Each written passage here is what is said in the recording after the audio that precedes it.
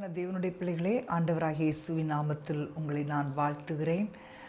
லூக்கா 23:39 முதல் 43 வரைக்கும் உள்ள ஒரு சம்பவத்தை நாம் இதில் பார்க்கிறோம். சிலுவையில் நடந்த ஒரு முக்கியமான ஒரு காட்சி.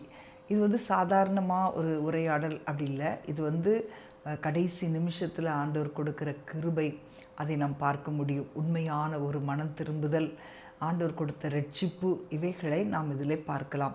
இப்போ இதில் 2 குற்றவாளிகளை இயேசுவுக்கு அந்த பக்கம் ஒருத்தன், இடது பக்கம் ஒருத்தன் சொல்லி அறையப்பட்டார்கள்.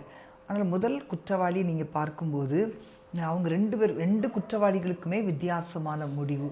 இப்போ முதல் குற்றவாளி சொல்கிறான், அது நீர் கிறிஸ்துவானால் 39ஆம் வசனத்தில், நீ கிறிஸ்துவானால் உன்னையும் எங்களையும் ரட்சித்துக்கொள் என்று அவரை இகழ்ந்தான். இப்போ இவனுடைய பிரச்சனை என்ன அப்படின்னா, அவனுக்கு மனம் திரும்பணும் அப்படின்ற ஒரு ஆசை இல்லை. அந்த பாடுகள்லேருந்து ஒரு விடுதலை கிடைக்கணும். அவனுடைய இருதயத்தில் ஒரு அகந்தையும் மனமேட்டிமையும் இருந்ததுனால தான் ஆண்டவரை இப்படி இகழும்படியான ஒரு காரியத்தை செய்தான். ஒரு கடினமான ஒரு இருதயம். பார்வோனுடைய வாழ்க்கையில் நீங்கள் அதை பார்க்கலாம். பார்வோன் இவ்வளோ காரியங்கள், பிரச்சனைகள், போராட்டங்கள் வந்தாலும் தன்னுடைய இருதயத்தை அவன் கடினப்படுத்தினான். கர்த்தர் அவன் இருதயத்தை கடினப்படுத்தினார் அப்படின்னு சொல்லி நிறைய இடங்களில் நம்ம பார்க்கலாம். யாத்திராகமம் 7ஆம் அதிகாரத்திலிருந்து 10ஆம் அதிகாரம் வரைக்கும் கர்த்தர் பார்வோனின் இருதயத்தை கடினப்படுத்தினார் அப்படின்னு நம்ம பார்க்கிறோம். அதே போல் ஏசா, எபிரேயர் 12:16-17 யாருமே ஏசாவை போல இராதபடி நீங்கள் எச்சரிக்கையாயிருங்கள், தன்னுடைய சேஷ்ட புத்திர பாகத்தை விற்று போட்டான் என்று சொல்லி நம்ம அதில் பார்க்கிறோம். ஸோ அவன் பிற்பாடு ஆசீர்வாதத்தை சுதந்திரித்து கொள்ள விரும்பியும் மனம் மாறுதலை காணாமற் போனான். கண்ணீர் விட்டு அழுதாலும் ஒரு பிரயோஜனம் இல்லை. உண்மையான ஒரு மனம் திரும்புதல் ஏசாவுக்கு இல்லை. எப்படியோ அந்த ஆசீர்வாதத்தை நம்ம இழந்துட்டோமே, திரும்ப அந்த ஆசீர்வாதத்தை நம்ம பெற்றுக்கொள்ள முடியுமான்னு சொல்லி தான் வேதனைப்பட்டான ஒழிய உண்மையான ஒரு மனம் திரும்புதல் இல்லை. இன்றைக்கு அன்பான தேவனுடைய பிள்ளைகளே, நீங்கள் உண்மையாக ஆண்டவரை தேடுறீங்களா? உண்மையாக ஆண்டவருடைய சமூகத்தில் ஜெபம் பண்ணுறீங்களா? உண்மையாக உங்களுடைய நம்பிக்கை ஆண்டவர் மேலே வைக்கிறீங்களா?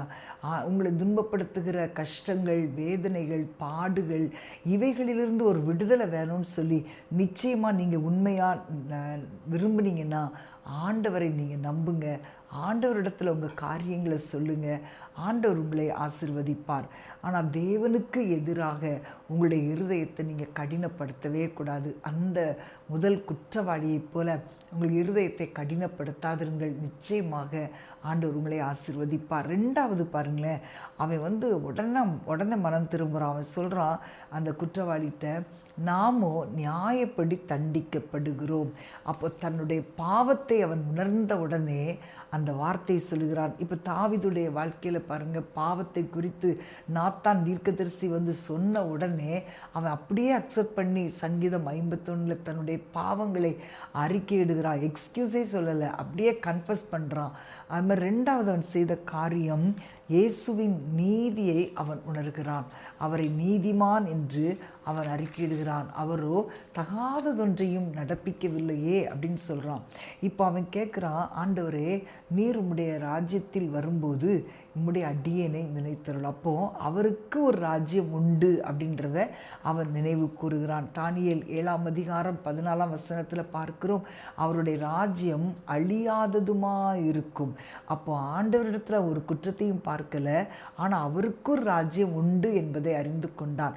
கடைசியாக கேட்குறான், ஆண்டவரே, நீர் உம்முடைய ராஜ்யத்தில் வரும்போது அடியேனை நினைத்தருளும். அப்போ தேவ கிருபையை நம்பி ஆண்டவர் என்னை நினைத்தருள வேண்டும் என்று ஆண்டவரிடத்தில் கேட்கிறான். உடனடியாக ஆண்டவர் அவனுக்கு பதில் கொடுத்தார்.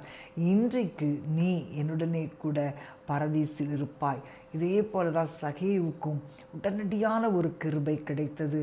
இன்றைக்கு நீ இறங்கி வா, இன்றைக்கு நான் உன் வீட்டில் தங்கணும்னு சொல்லி ஆண்டவர் அவனுக்கு அந்த ரட்சிப்பை, இன்றைக்கு இந்த வீட்டுக்கு ரட்சிப்பு வந்தது என்று சொல்லி ரட்சிப்பை கொடுத்தார். ஸோ இந்த 2 குற்றவாளிகளில் ஒருத்தன் மட்டும்தான் ரட்சிக்கப்பட்டான். அப்போது நீங்கள் இன்றைக்கி அன்பான தேவனுடைய பிள்ளைகளே, நீங்கள் எப்படி இருக்கிறீங்க?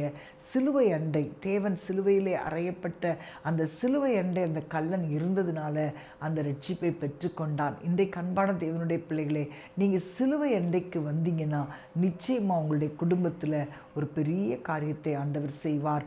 உடனடியாக அந்த கிருபையின் காலம் கடந்து போயிடுச்சுன்னா நம்மளுக்கு விடுதலை கிடைக்காது. நோவா காலத்தில் பேழையின் கதவு அடைக்கப்பட்ட உடனே எல்லாம் ஸ்டாப் ஆயிடுச்சு. அதுக்கப்புறம் எவ்வளோ கதறியும் சத்தம் கேட்கப்படலை. ஆனால் அதே சமயத்தில் நினிவேயில் உள்ள ஜனங்கள் ஆண்டவருடைய வார்த்தை வந்த உடனே உபவாசித்து ஜெபித்தாங்க, மனம் திரும்பினாங்க.